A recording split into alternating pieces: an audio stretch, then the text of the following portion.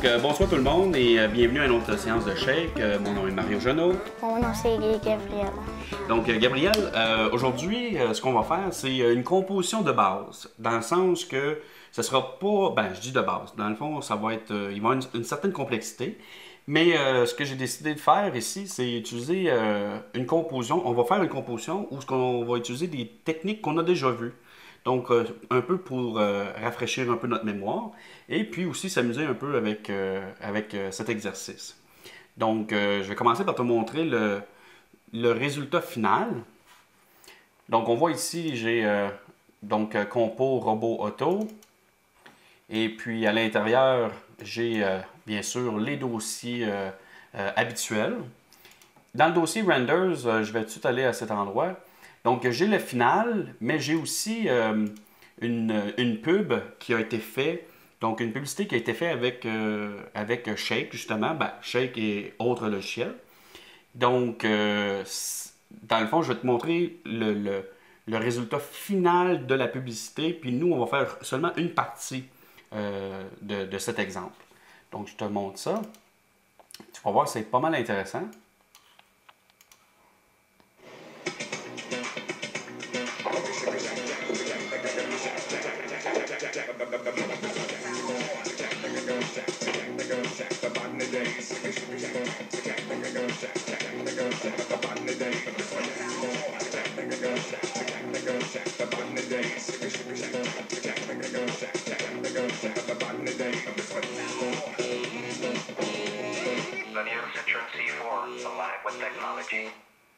C'était écœurant, hein? Ouais. C'est bon.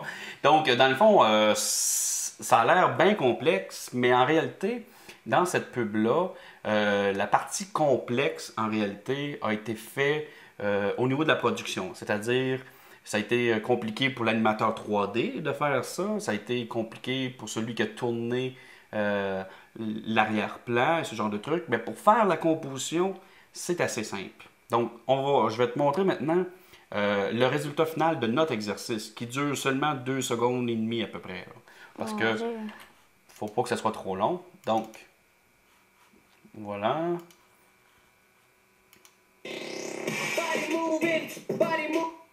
Donc, tu vois, ça donne une idée. Donc, je vais leur faire jouer. Puis aussi, je chantais pas la même chanson. Voilà. Donc, on y va. Donc, on va aller ouvrir le fichier ici, donc robot.shk. J'ai ici le dossier média qui a bien sûr tous les ressources. Donc, dans Files, il me dit qu'il est déjà ouvert, donc je vais faire Cancel ici. Voilà. Donc, à la fin, notre composition va ressembler à ceci. Donc, je pars à 9, comme si j'avais pas ça. Donc, dans le signet image, bien sûr, je clique sur File In. Je vais aller dans le dossier média.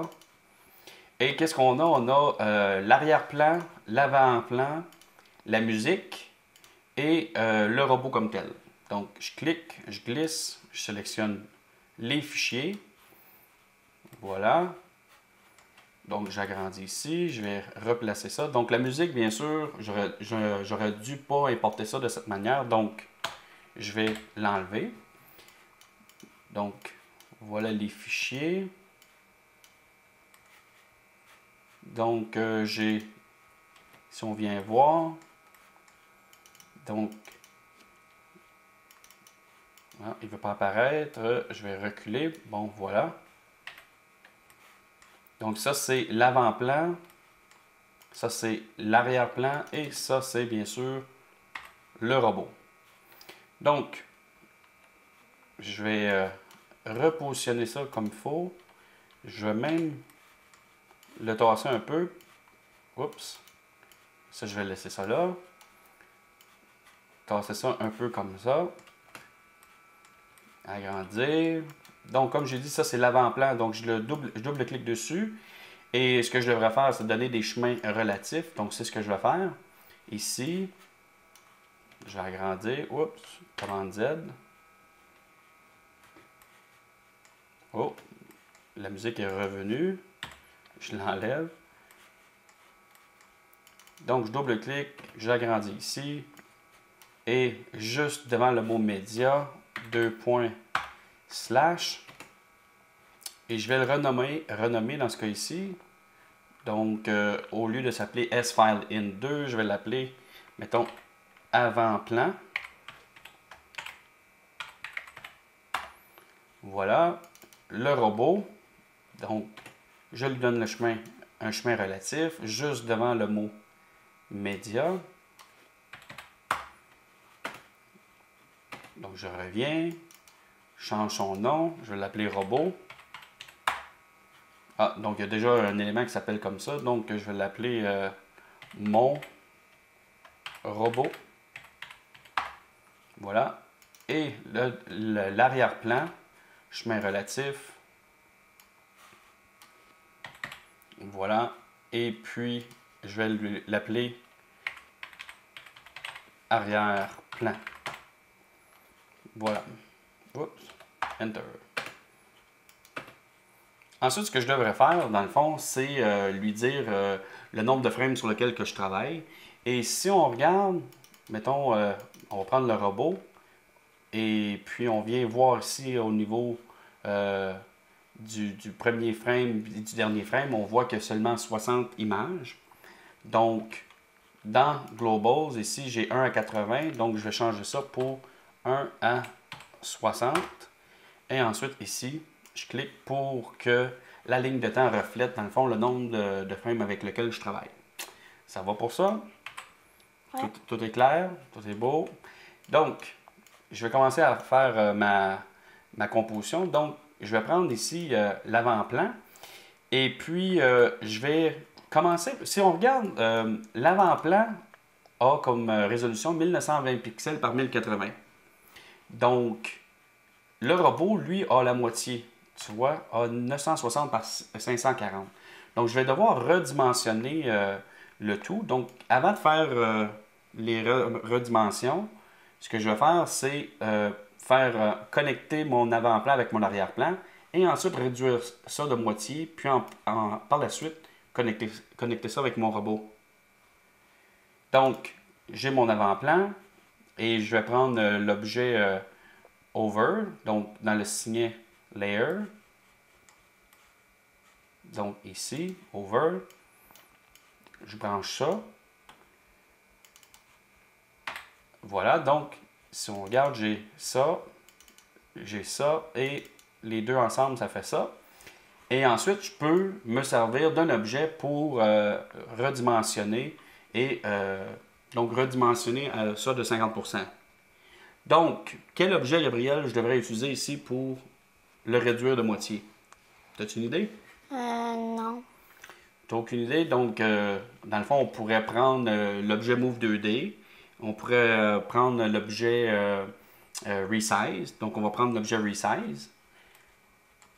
Donc, on va aller voir ça. Donc, j'agrandis ici. Donc, dans le signet Transform, Resize. Et ensuite, au lieu de 1920 par 1080, je vais lui dire 960 par 540. Donc là maintenant, notre petite composition ici a les mêmes dimensions que le robot. Ensuite, ce que je peux faire, c'est prendre encore là un objet Over pour brancher le robot avec. Oups, donc commande C, commande V ici. Je branche ça. Donc ça va représenter dans le fond ce qui est en avant-plan. Et en réalité, je ne devrais pas faire ça. Tu vois, si je le branche comme ça, tu vois, le robot ici, ça ne fonctionne pas. Dû au fait que on devrait plutôt le brancher comme ça. Donc, pour que le robot soit en avant-plan et bien sûr, la scène ici soit en arrière-plan. Donc, si on le fait jouer un peu, c'est vraiment pas compliqué jusqu'à date. Donc, je vais faire un render flipbook. 1 à 60, use proxy base, render. Donc, en gros, la composition est déjà pas mal avancée. Qu'est-ce que tu penses qu'il nous manque là, maintenant? La musique. Il manque la musique, puis quoi d'autre? La fin, là, à la fin, les écritures. Ah, les écritures, non, ça c'était juste des détails là, qui n'étaient pas des détails qui n'étaient pas très importants. Non, ce qui nous manque, si tu regardes, il nous manque l'ombre. Ah, Donc il manque l'ombre ici, fait que ça, on dirait qu'il flotte là, dans les airs. Là. Donc on va devoir faire un ombre à celui-ci. Donc pour ça, on va utiliser des techniques qu'on a déjà vues pour faire des ombres avec d'autres exercices. Donc c'est ce qu'on va faire. Donc tu vois, si je le fais jouer, voilà. Donc maintenant, ce qui manque, dans le fond, c'est de faire en sorte qu'il y ait un ombre à terre. Bon, je vais sauver ça. Donc pour en gros faire l'ombre, ce qu'on va devoir faire, c'est s'assurer dans quel sens qu'on veut que l'ombre apparaisse. Si tu regardes la scène ici, d'après toi, la lumière, le soleil est où dans l'espace? Est-ce que le soleil serait ici à droite, ici à gauche, en arrière de lui, en avant de lui? ben, le soleil sera à gauche. Oui, tu as raison, parce qu'on voit qu'il y a plus de lumière ici. Hein? Donc, on pourrait penser que la lumière arrive ici à gauche, donc l'ombre va être ici à droite. Donc, c'est ce qu'on va devoir faire, en gros. Donc, je vais aller au premier frame, je sélectionne mon objet Overcap et je vais prendre l'objet Brightness. Donc, si je m'en vais dans le signet Color, Brightness, et on voit que en jouant avec la valeur ici, tu vois, ça joue sur l'ensemble de la composition. Mettons, je le mets à 0.4. Donc, ce que je veux faire, dans le fond, c'est que je ne veux pas qu'il fasse sur l'ensemble de la composition, j'aimerais qu'il fasse seulement sur le robot. Donc, je pourrais utiliser ici son masque pour être capable de le faire. Et tu vois, si je viens le brancher ici comme ça, maintenant, l'effet brightness s'exécute seulement sur le personnage. Donc, dû au fait que j'ai utilisé ici la propriété masque de l'objet brightness. Dans le fond, ce qu'il fait, c'est que là, si on regarde, c'est que là où il y a de l'opacité, je veux dire plutôt de la couleur sur le robot, ce qu'il fait, c'est que ça va laisser transparaître et tout ce qui est à l'extérieur de cette zone-là, dans le fond, va devenir, donc va devenir opaque.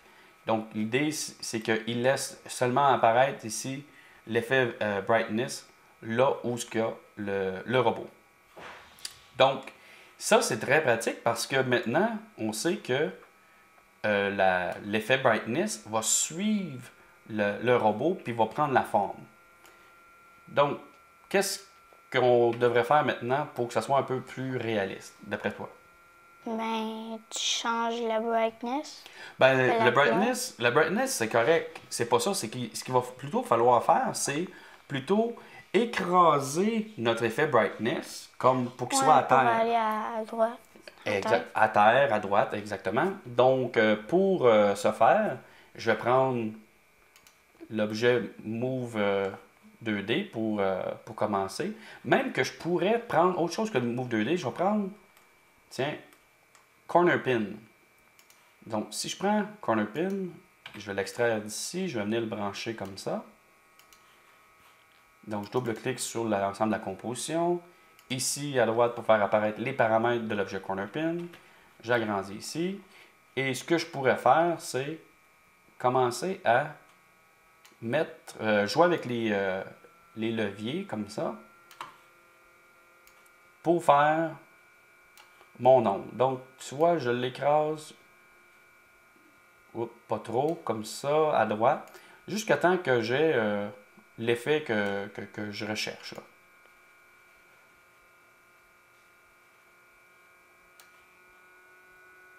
Tu vois? Puis, bon, je ne sais pas si j'ai exactement ce que je veux là en ce moment, mais ça donne une idée comment le produire. Donc, tu vois, si on double-clique ici, tu vois un peu l'effet là. Il est loin d'être bien positionné, mais regarde, si on bouge, on voit l'effet d'ombre qui est à terre. Tu vois, donc ça donne une idée. Donc, il y a encore des ajustements, mais juste avec le corner pin comme ça, j'ai été capable d'aller le positionner. Donc, bien sûr, il y aurait des ajustements. Fait que ce que je vais faire, je vais enlever celui-ci. Donc, je l'enlève complètement. Et je vais aller chercher l'autre qui est ici. Commande C, commande V. Puisque il a les bons paramètres. Donc, voilà. Donc, ça donne à peu près la même chose, mais on voit qu'il n'est pas bien positionné. Mais au moins, il a la bonne forme. Ensuite, ce qu'on peut faire, c'est utiliser l'objet Move 2D pour être capable de le positionner exactement à l'endroit qu'on veut. Donc, j'ai mon objet corner, mon objet corner pin et je vais ajouter, donc toujours dans Transform, Move 2D. Et ce que je pourrais faire, dans le fond, c'est replacer celui-ci comme que j'ai besoin. Mettons, comme ça, je pourrais même jouer avec la rotation comme ça. Donc, si on regardait ce que ça nous donne,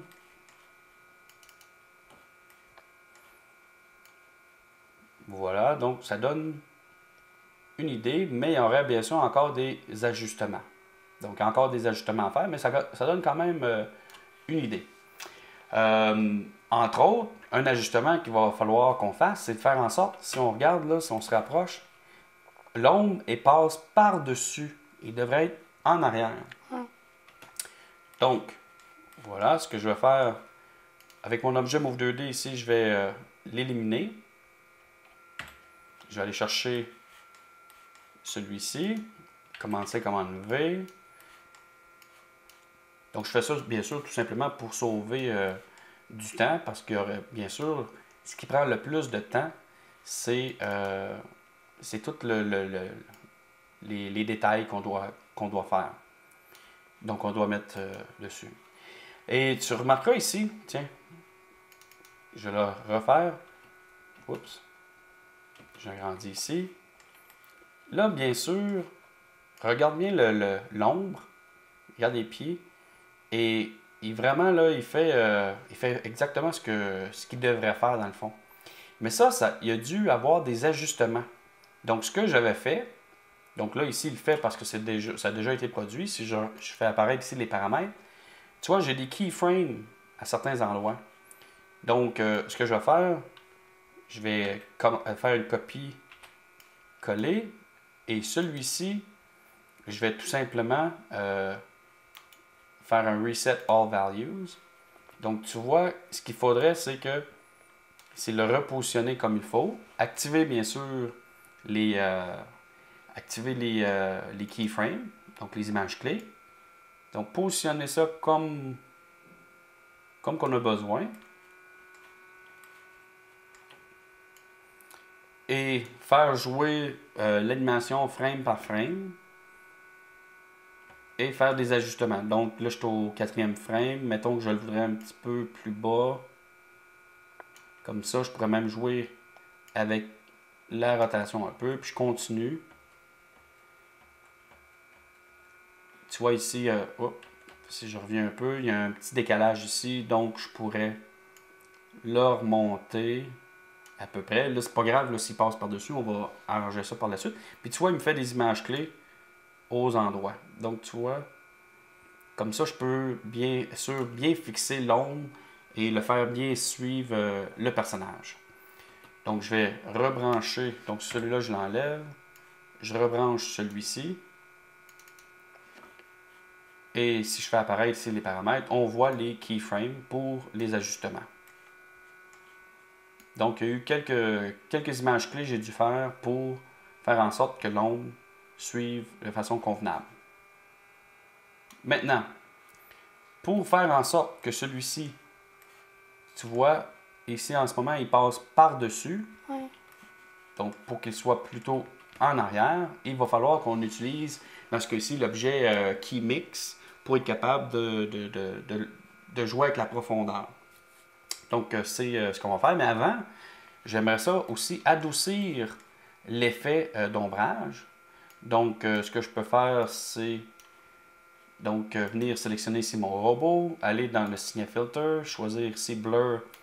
Et ce que je vais faire, c'est tout simplement Insert, rebrancher ça comme ça. Et ensuite, je vais descendre ça un peu. Au niveau des pixels, jouer avec ça. Oups. Donc, si on regarde l'effet, si je double-clique, fait apparaître l'objet blur. Quoique c'est pas apparent. Ah, donc voilà mon erreur ici. Non, c'est ça, ça va. Je vais probablement devoir exagérer un peu plus.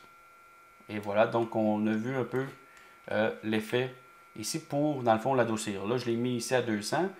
Je vais aller voir sur mon original combien j'avais mis.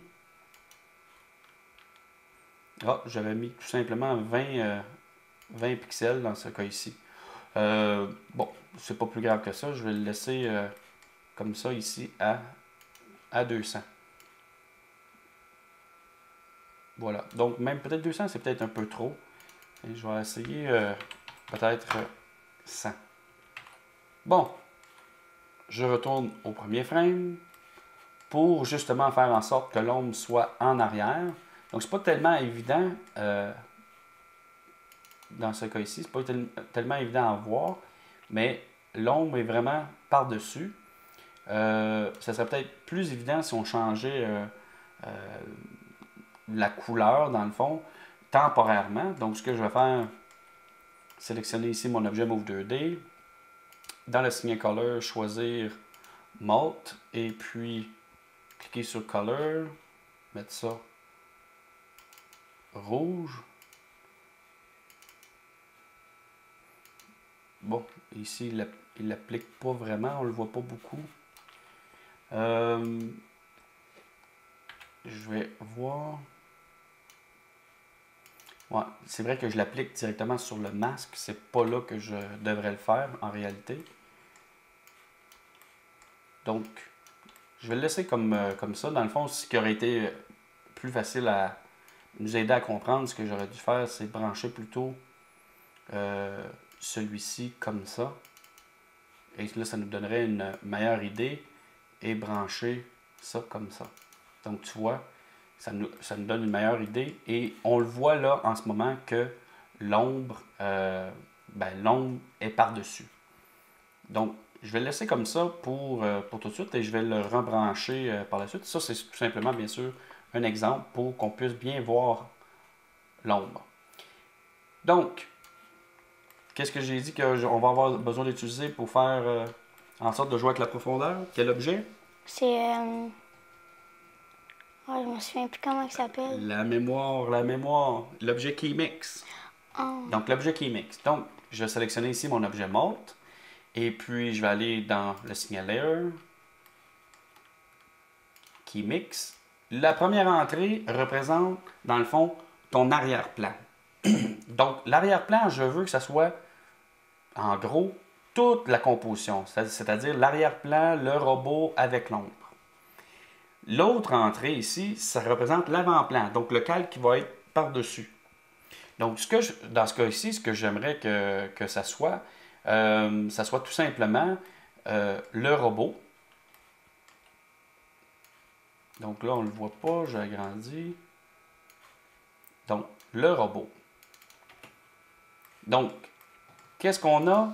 Ce qui est en arrière-plan, le calque en dessous, c'est la composition dans son ensemble. Le calque par-dessus, c'est seulement le robot. Fait qu'il faut s'imaginer qu'on voit juste le robot qui est par-dessus.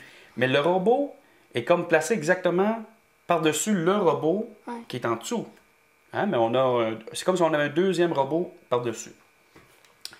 Et le troisième, dans le fond, représente le masque. Ça veut dire qu'est-ce que tu veux utiliser comme masque, pour être capable de laisser transparaître en arrière. Donc, ce qu'on peut faire dans ce cas ici, on pourrait utiliser, on va juste agrandir pour voir, on pourrait utiliser le robot lui-même. Voilà. Tu as vu? Maintenant, il est allé le placer en arrière. Oui. Donc, pourquoi? Parce que ce que j'ai fait, c'est que je lui dis, dans le fond, de me faire apparaître seulement... dans le fond, la deuxième entrée ici est pratiquement inutile, mais c'est tout simplement, ben, pas vraiment inutile, c'est pour faire en sorte que le robot revienne en avant. Et je me sers du robot, dans le fond, pour être capable de l'utiliser comme masque pour laisser transparaître ceci en arrière. Donc, c'est comme ça. Je vais enlever ici mon objet Molt. Oui, donc l'objet Molt. Reprendre celui-ci. Donc, brightness ici. Branche ça comme ça. Et maintenant, on a notre effet d'ombre qui est en arrière. Donc, voilà. Et ensuite, qu'est-ce qu'il nous reste à faire? Donc, bon, avant d'aller plus loin, on va le faire jouer. On va faire un flipbook P1 pour moitié de résolution pour que ça aille plus vite. Donc, pendant qu'il est en train de faire en ce moment le rendu, qu'est-ce qu'il nous reste? Il reste la musique. Il reste seulement la musique. Donc, voilà. Donc, je vais l'arrêter ici, faire jouer. Et si je voulais faire un peu de scrubbing, sais-tu comment on fait là?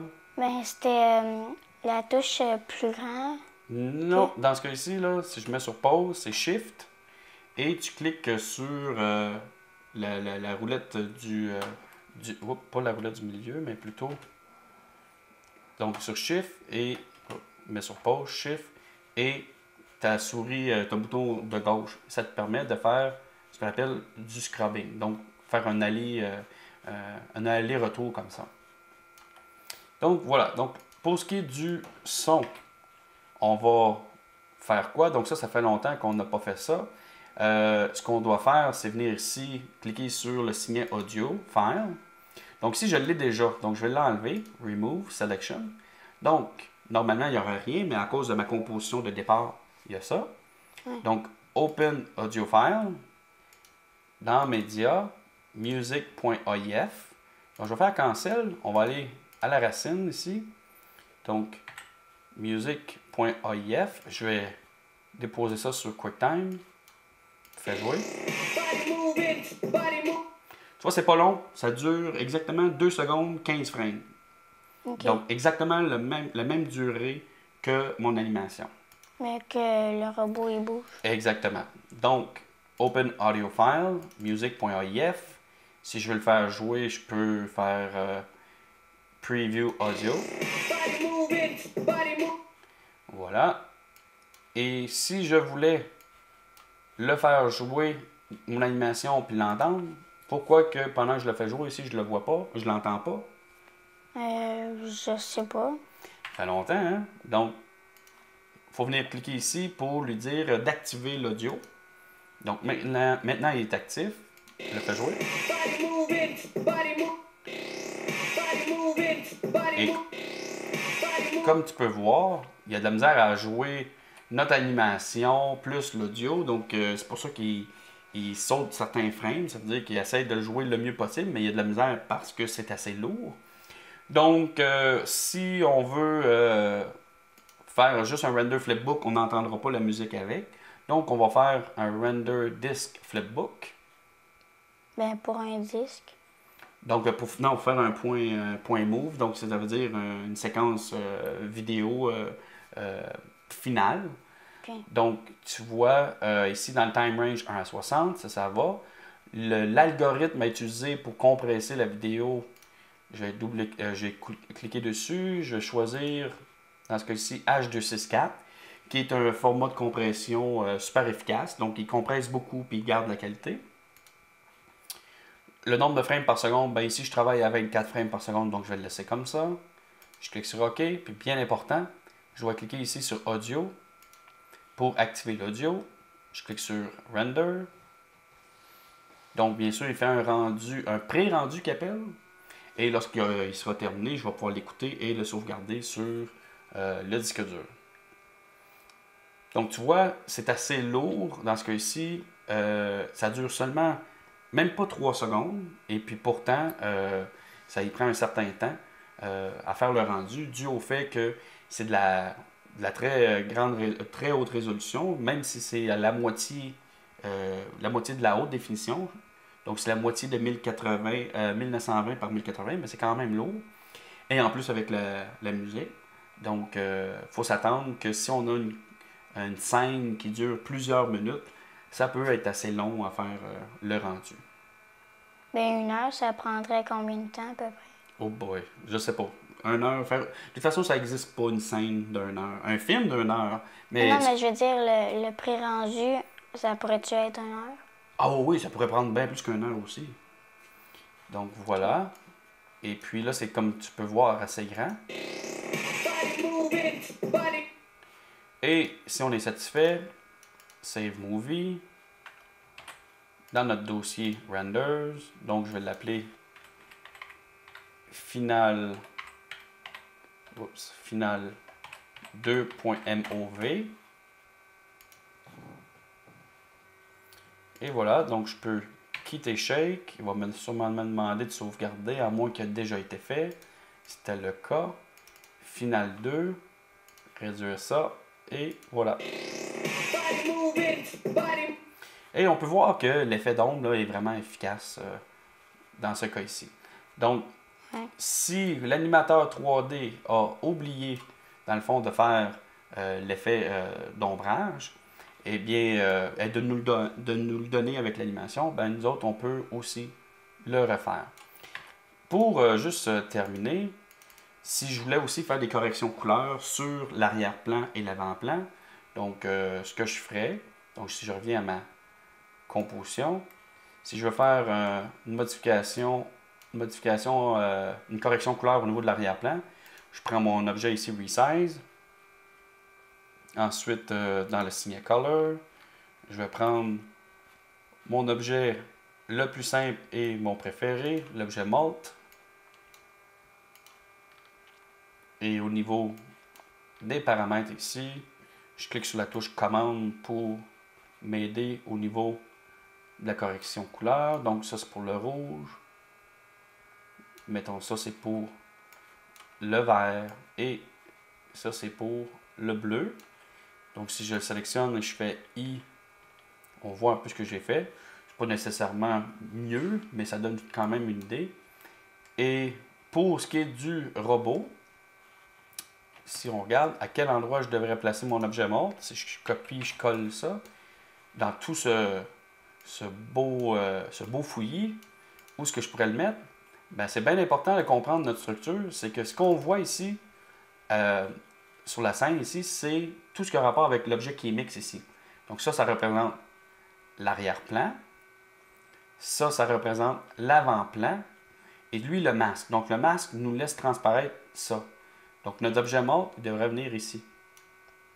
Tu vois, on voit déjà qu'il y a eu il y a un changement. Un changement de couleur. Je vais faire quelques modifications. Donc, au niveau du rouge, du vert et du bleu. Donc, c'est loin d'être aussi beau que l'original, mais tu vois, si je fais I, donc voilà. Un petit rendu rapide, pas de l'ensemble, mais juste pour voir un peu. Donc voilà, donc c'est loin d'être aussi intéressant que ce qu'on avait au départ, mais c'est juste pour démontrer à quel endroit qu'on ferait la correction de couleur pour l'arrière-plan et la correction de couleur du robot. Et voilà, sauvegarde, quitte shake, et c'est déjà terminé, c'était pas plus compliqué que ça. Comme tu as pu voir, c'est comme ce que je te disais, c'était pas un exercice bien complexe. Le gros du travail a été fait bien sûr par l'animateur 3D et puis bien sûr celui qui a tourné l'avant-plan, l'arrière-plan. Puis même l'avant-plan, l'arrière-plan, j'ai pas remarqué, c'est assez réaliste, mais ça a été fait aussi en animation 3D. Donc tout ce qu'on a vu là pratiquement a été fait en animation 3D. Donc, dans ce cas-là, le travail de l'artiste qui fait la composition, dans notre cas, c'est beaucoup plus simple. Ouais. Donc, merci beaucoup, Gabriel, pour ton assistance. Et puis, à vous tous, je vous dis bonsoir et à la prochaine. Bye.